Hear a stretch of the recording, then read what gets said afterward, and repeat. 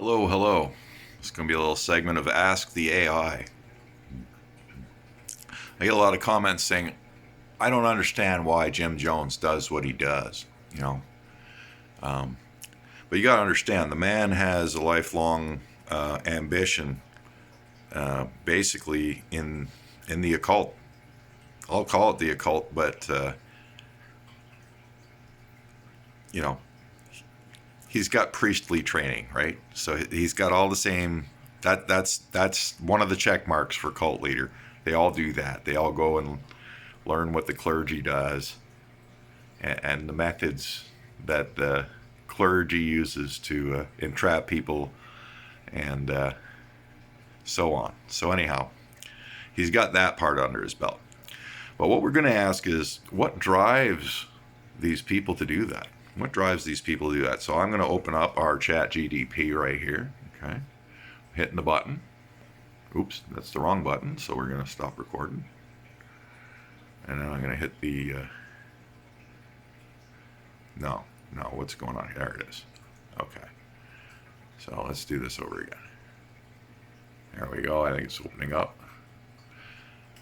Okay, my question is, what drives the mentality of a cult leader to do harm and manipulate people and cause them to do things that will cause them grief? I mean, what's behind the...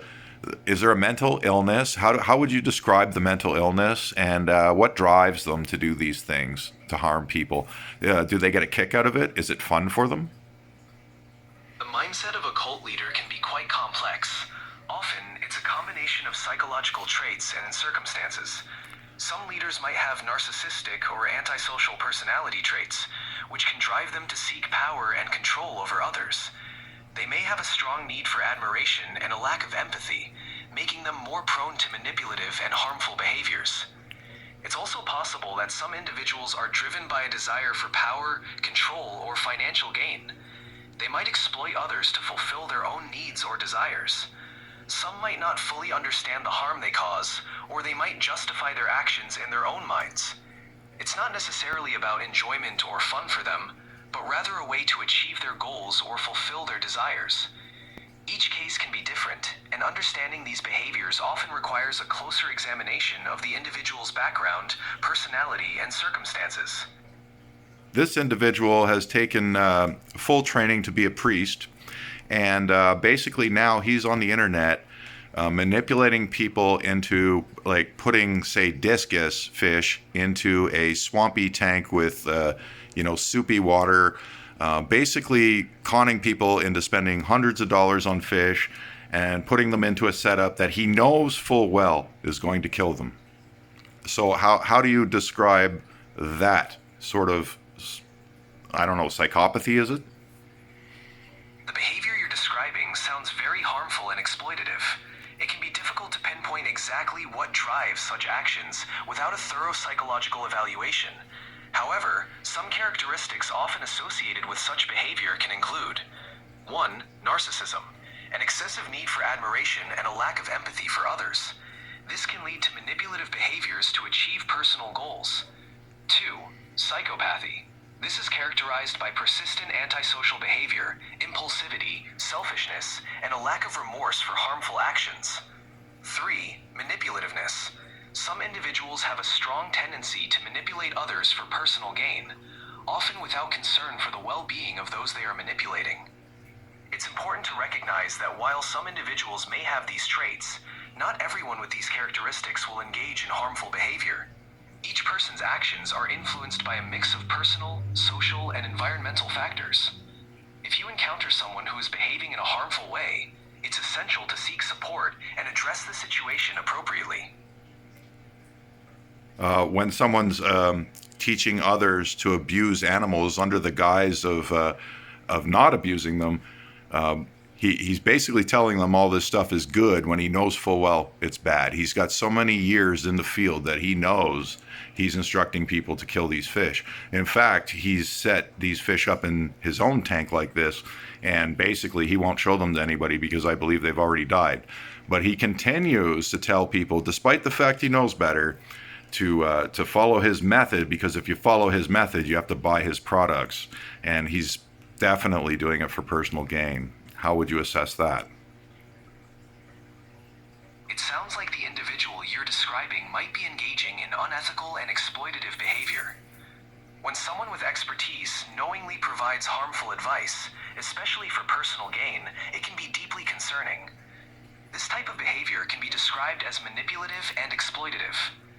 In situations like this, the person might be driven by a desire for profit or control, showing a disregard for the well-being of others or the animals involved.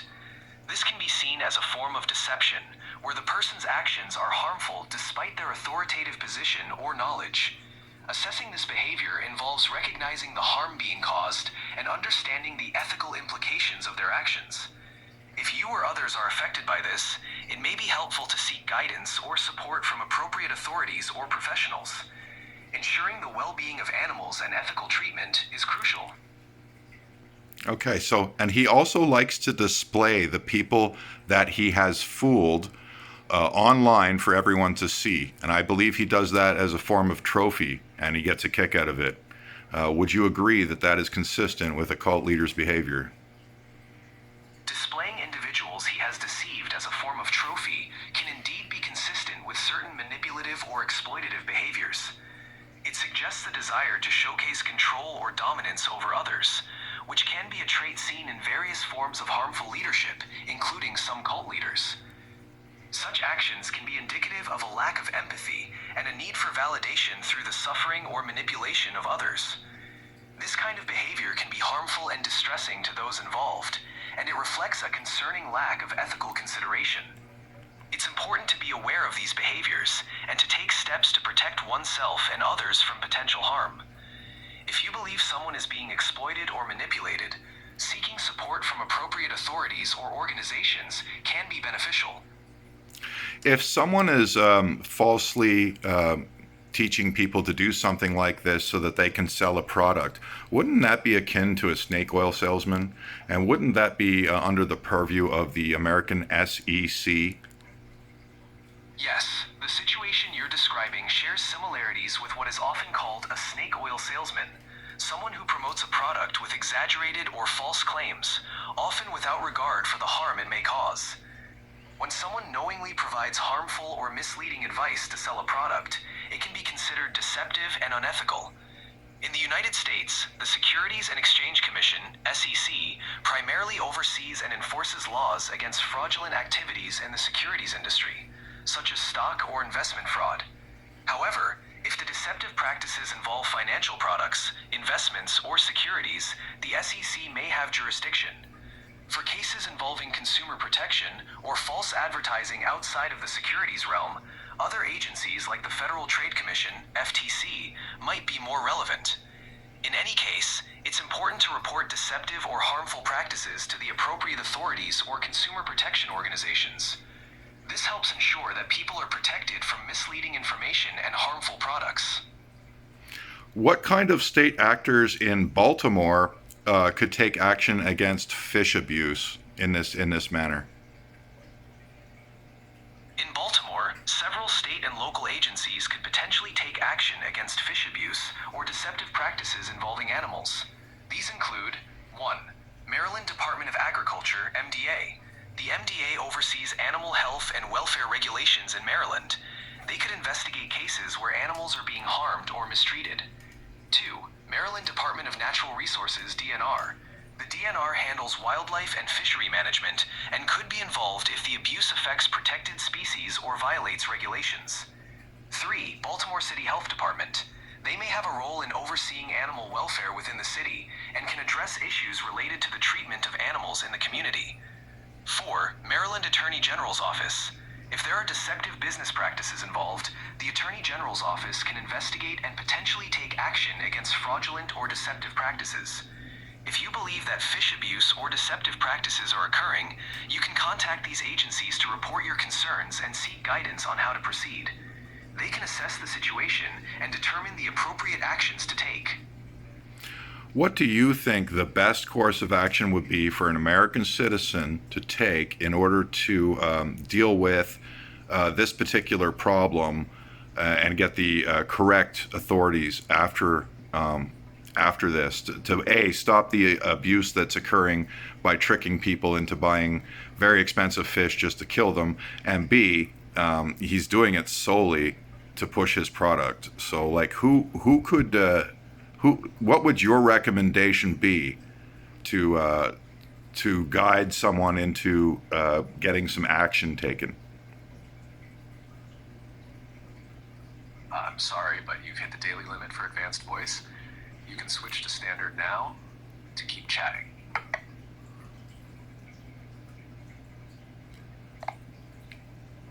Can you answer my last question? It looks like I might have missed your previous question. Could you please repeat it? I guess we'll end it here.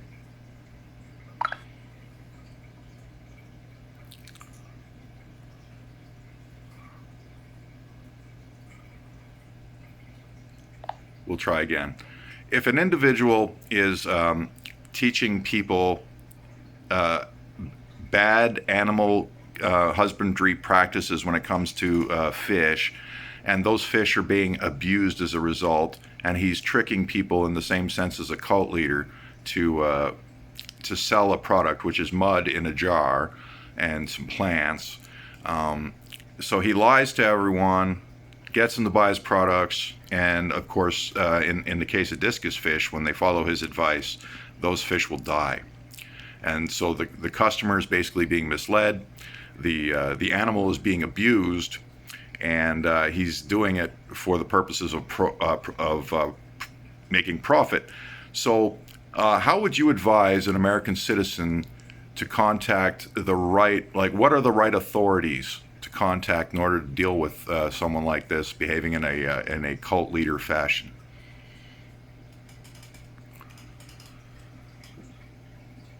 In this case, there are several steps an American citizen could take to address the unethical and harmful behavior you're describing. Here's how to proceed. 1. Report to the Federal Trade Commission, FTC. If the individual is using deceptive practices to sell products, like the mud in a jar and plants, the FTC handles consumer protection cases, especially in cases of false advertising or fraud. They would look into the misleading claims and the harm caused by the sale of products under false pretenses. 2. Contact the Animal Welfare Agency. For animal abuse or mistreatment, the U.S. Department of Agriculture, USDA, oversees some animal protection regulations, particularly for pets. Also, the Humane Society and American Society for the Prevention of Cruelty to Animals, ASPCA, offer support for investigating cruelty to animals. 3. State-level authorities. Each state has its own animal protection laws. You could report the individual to local animal control or the state's Department of Agriculture if it involves mistreatment of animals. 4. Better Business Bureau, BBB. If the person is misleading customers and running a business, filing a complaint with the BBB can help alert others about the misleading business practices. 5. Attorney General's Office. If the behavior involves fraud, consumer deception, or harm to individuals, contacting the state attorney general's office might be effective. They can investigate the issue further, particularly if there's a broader pattern of deception or consumer harm. 6. Online platforms. If the individual is using social media or online platforms to promote their misleading practices, you can report their accounts to those platforms directly for violating terms of service related to misleading or harmful content. Taking these steps can help bring attention to the unethical practices and hold the individual accountable for both the harm to animals and to consumers. Is there anything additional if the individual's in the offender is in the state of Baltimore?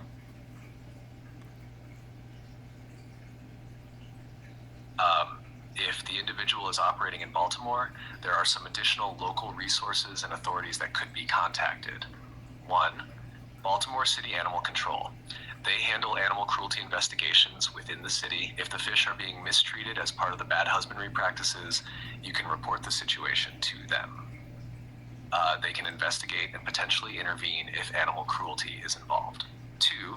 Maryland Department of Agriculture, MDA. The MDA has a division focused on animal health and welfare. They can address cases of animal abuse or mistreatment, including fish, especially if the individual is violating state regulations regarding the care of animals. 3. Maryland Department of Natural Resources. If the individual is involved in any illegal fishing practices or harming protected species, the DNR may be able to take action. 4. Baltimore City Consumer Protection. If there are deceptive business practices or fraud involved in selling the products, such as misleading claims about the mud or plants, you can file a complaint with Baltimore's Consumer Protection Office.